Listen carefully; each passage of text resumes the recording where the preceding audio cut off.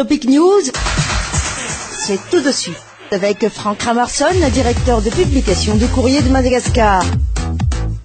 Bienvenue dans l'émission Topic News en ce jour. Tout de suite, Franck Ramarson, un an jour pour jour quand on dit feuille de route. Effectivement, donc ça fait depuis un an, depuis hier, que cette fameuse feuille de route a été signée par un certain nombre d'acteurs politiques. Et vous savez très bien que nous sommes à une année charnière puisque les élections vont avoir lieu d'après toujours le calendrier de cette feuille de route au mois de mai 2013. Où est-ce qu'on en est jusqu'à présent? Jusqu'à présent, donc, il y a toujours des contestations dans l'application, des marchandages, il y a toujours des incompréhensions, et surtout, grand problème de cette feuille de route, c'est que maintenant, on a toujours tendance à rectifier un certain nombre d'articles, ou bien à vouloir rectifier en faveur d'un camp ou d'un autre. Et là, on voit très très bien qu'il y a beaucoup de difficultés parce qu'on n'a pas pris le problème dans sa globalité. C'est-à-dire qu'on veut appliquer la feuille de route article par article, alors que l'on pouvait déjà régler en même temps. Est-ce que c'est cette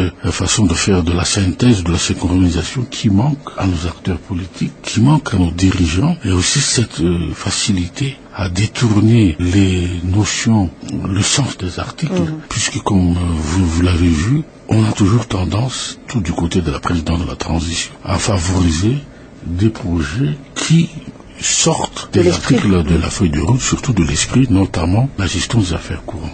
Et pourtant, Franck Ramarson, on accuse aussi quelque part la communauté internationale d'être facteur bloquant aussi de l'application de cette feuille de route. Ce sont les Malgaches qui sont concernés en premier lieu pour cette feuille de route. Effectivement, donc, la grande bavure de nos acteurs politiques, c'est d'avoir laissé la communauté internationale gérer à leur manière, interpréter dans leur sens l'application de cette feuille de route. Vous savez, ce n'est pas à M. Fransman de donner des directives au régime de transition, aux acteurs politiques, comment il faut prendre les choses, parce que vous savez, jusqu'à présent, nous sommes donc à la 4e année de crise, rien n'est encore décidé, on est encore donc dans le flou, même c'est cette volonté politique de, je dirais, fixer la date et les échéances électorales. Donc c'est ça qui fait que, jusqu'à présent, on n'a pas pu avancer. Et en sus de tout cela, c'est ce processus de réconciliation nationale et cette recherche de voie d'apaisement qui a manqué, puisque dès le départ, ça doit être la chose que l'on devrait faire, c'est-à-dire régler d'abord le problème de l'amnistie et d'abord aussi le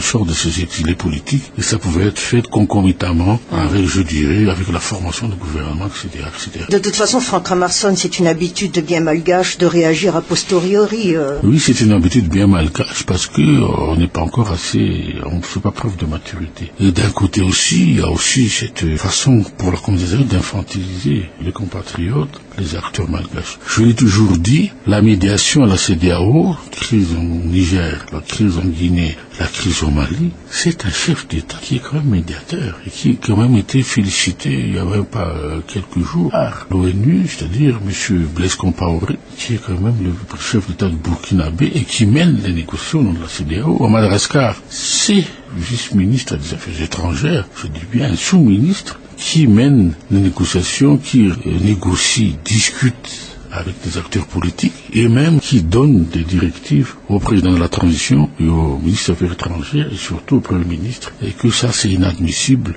et que c'est pour ça d'ailleurs, et comme je l'ai dit, qu'il y a un blocage psychologique d'abord de la part de la partie malgache. Deuxième blocage psychologique, comme vous le savez très très bien, c'est pour ça qu'on a analysé tous ces reniements, tous ces dénis de la part de nos dirigeants qui ne reconnaissent pas les accords. C'est parce que dans l'esprit de nos compatriotes, des malgaches, nous n'avons pas l'habitude que ce soit des Africains qui soient les médiateurs. C'est une question d'habitude, de culture. Un complexe? Je ne sais pas, parce que vous savez qu'en 1947, lors de la répression coloniale, on a utilisé des militaires sénégalais. Donc c'est toujours à l'esprit de nos compatriotes que ce n'est pas des Africains qui vont pouvoir mener la réconciliation entre malgaches. C'est un état d'esprit et je pense que les Occidentaux l'ont compris et c'est peut-être pour cela, Prisca, que l'on change de médiateur et légitimement on veut que ce soit la COI et par derrière l'OIF et la France peut-être pour diriger de nouveau cette négociation parce que les gens parient.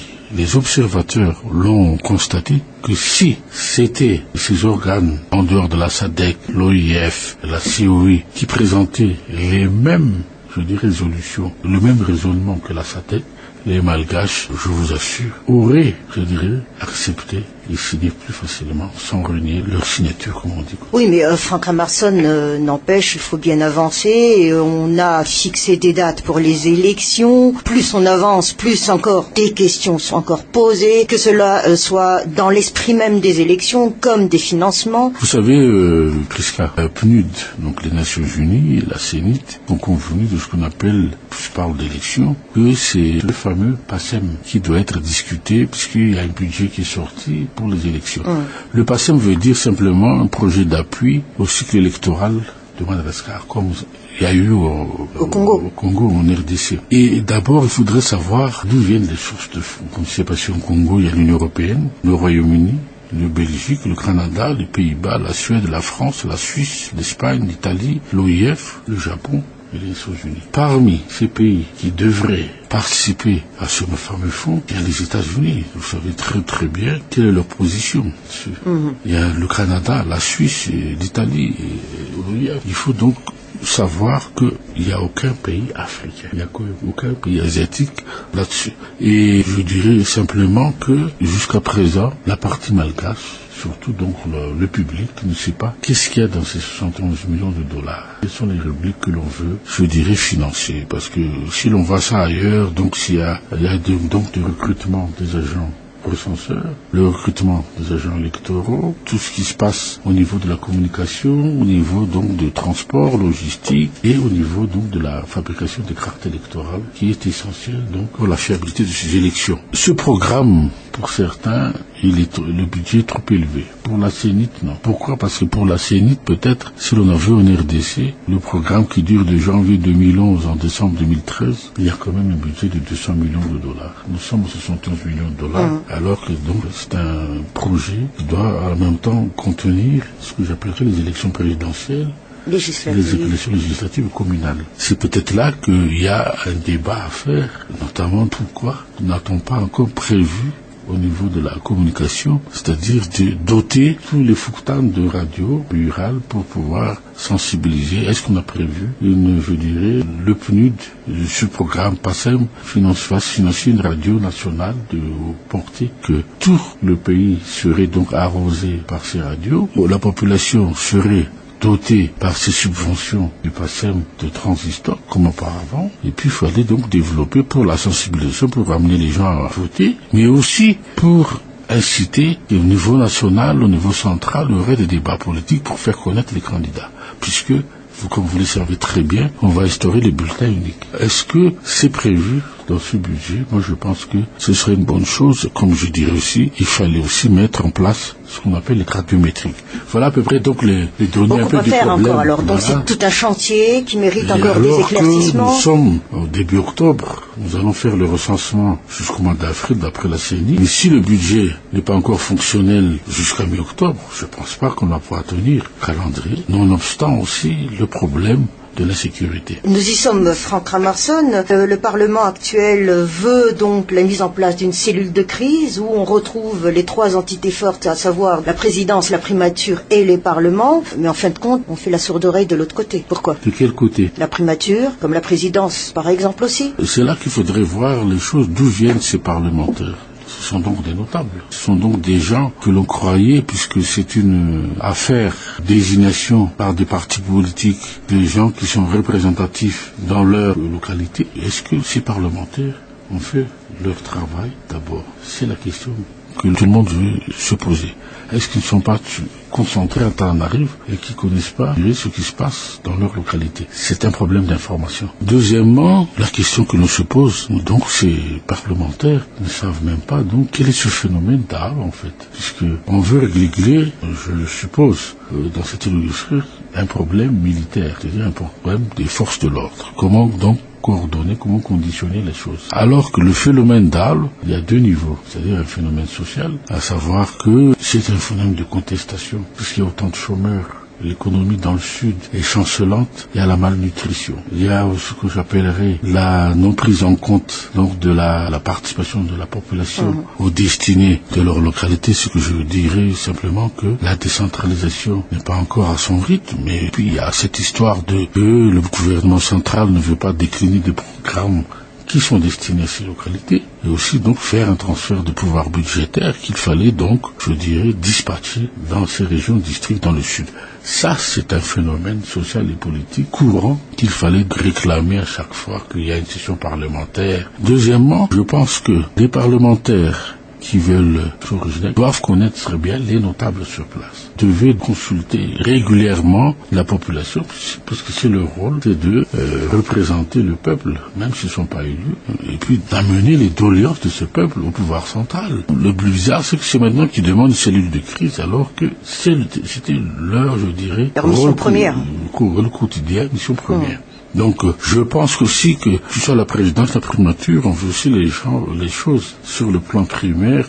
C'est encore une réclamation, comme d'habitude, des membres du CST et du Congrès de la Transition, de demander une session extraordinaire pour que des indemnités soient payées à ce niveau-là. Là, Prisca, les deux côtés ont raison, en fait, beaucoup plus. Par rapport aux parlementaires, l'exécutif que les parlementaires, parce que les parlementaires n'ont pas fait leur travail. Moi, à mon avis, que si les parlementaires ont, puisque le service secret, services de renseignement, d'information de l'exécutif sont défaillants, c'était à eux de réagir, d'aller faire de la prospection. Pourquoi on leur donne des catrates? Pourquoi on leur donne des moyens alors qu'ils ne sont même pas capables de faire une seule ligne, un rapport d'une seule ligne aux autorités, collaborer avec, les chefs de district, les chefs de région, aussi ont perdu de la main, puisque à ce que j'appellerais une profusion d'ordres qui sont donnés dans ces localités, à tel point que on ne sait plus qui commande quoi voilà. Mais le phénomène, Franck Ramarson, qu'il faudrait aussi prendre en considération actuellement, c'est le phénomène monstre de l'exode même rural, et que ça peut perturber autant les élections que dans le développement en soi-même, puisqu'on quitte le village, on quitte nos terrains pour se protéger. Bien évidemment, ça c'est un des aspects de la difficulté du recensement maintenant de la population, puisque ça m'étonnerait que toute la population qui soit attaquée et infestée par les DAO, la population civile reste dans le coin, donc ils vont émigrer sous d'autres cieux, et que même ici dans aux alentours d'Antananarivo, oui. Donc les populations qui sont victimes des DAO, que ce soit en Faratsi ou en Siromandi, du côté en Batelon, du côté est, du côté d'Andjourbé. Ne parlons plus des feux de brousse aussi actuellement. Et puis deuxièmement, ne parlons plus non plus des gens qui n'ont plus de travail, qui ne veulent pas travailler à la campagne, donc ils sont cantonnés à Antananarivo. Et ce qu'on voudrait savoir, est-ce qu'ils ont donc un certificat de résidence, est-ce qu'ils sont immatriculés dans un fichier d'état civil? Donc c'est toutes les difficultés. C'est ce qu'on appelle dans la transhumance, surtout la transition démographique, qui fait que ça crée des problèmes. Mais est-ce qu'on a pensé à tout cela? D'où le biométrique. D'où le biométrique, oui, bien entendu. Donc ça... Mais cet amalgame de faits sociaux et avec la situation politique, en fin de compte, c'est deux en un, quoi. Tout cela, c'est lié, c'est pour ça que je vous dis, la politique, c'est réservé aux érudits, qu'on prenne tous les données du problème qu'il y a, et que ce n'est pas réservé à n'importe qui. Donc c'est réservé à quelqu'un qui a fait de la science politique, mais quelqu'un qui a été à une école des partis sérieux, donc qui voit tous les jours comment gouverner la cité, les gens, comment ils vivent, comment percevoir. Vision en auteur aussi des choses. Percevoir une vision en auteur, et puis comment émanciper, je dirais, le civisme donc de la population. Parce que nos politiciens sont des touche-à-tout, alors en fin de compte. Les politiciens sont des touche-à-tout. Pour marquer leur présence. Non, c'est des touche-à-tout tout en ayant une absence d'analyse et une nullité dans l'évaluation de la situation. Je vous dis, c'est une science. Il faut être vraiment calé à voir. Vous savez, quand demandez à un politicien, est-ce qu'il est capable de penser au programme de santé, au programme de l'éducation, au programme militaire, ici à Madagascar maintenant, un parlementaire, ou bien ils connaissent les rouages de les finances publiques, Je ne pense pas. Mais dites, Franck Amerson, quand même, ces Je politiciens... Non, je ne pense pas dans le sens où... Et c'est ça qui fait qu'il y aura donc un tri, j'espère, lors de ces élections présidentielles, le candidat capable, qui sont vraiment le vrai débat que l'on va espérer sur la vision, sur l'avenir de ce pays. Croyez-moi, Franck Amerson, il y aura des alliances diables dans ce processus, mais enfin, récupération politique des activités sociales, religieuses.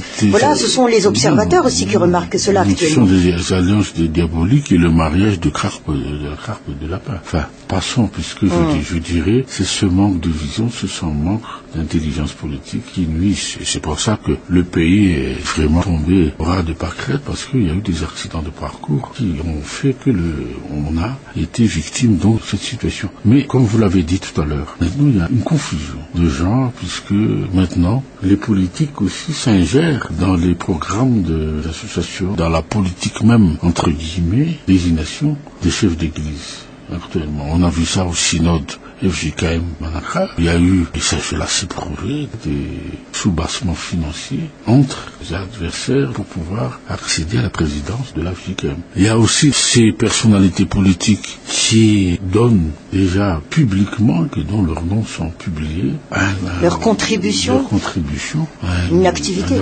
religieuse. Donc vous avez vu ce qui s'est passé en Tsran, où le président de la transition a donné 20 millions d'arias, puis là il n'y a même pas 3-4 jours, il y a donc un homme politique célèbre qui a donné aussi de l'argent à l'église luthérienne. Tout cela ne semble pas favoriser la démocratie. Ça devient ce qu'on appelle du syncrétisme. Il y a un mélange de genres qui fait que si demain, après-demain, même ces églises sont plus crédibles. C'est peut-être pour ça que le FFKM n'a pas voulu arbitrer le dialogue malgache, puisqu'ils savent très bien qu'au sein de leurs institutions d'église, il y a un problème déjà qui se pose, un problème d'influence. C'est dû donc à la distribution des prébendes. Ce n'est pas nouveau de toute façon au pays aussi, Franck. Ce n'est pas nouveau, mais comme on dit, depuis 2009, on voulait aller vers un changement notoire du comportement. Donc jusqu'à présent, on ne fait qu'aggraver la situation. Écoutez, Franck Amerson, on se retrouve très bientôt et chers auditeurs, au revoir. Au revoir.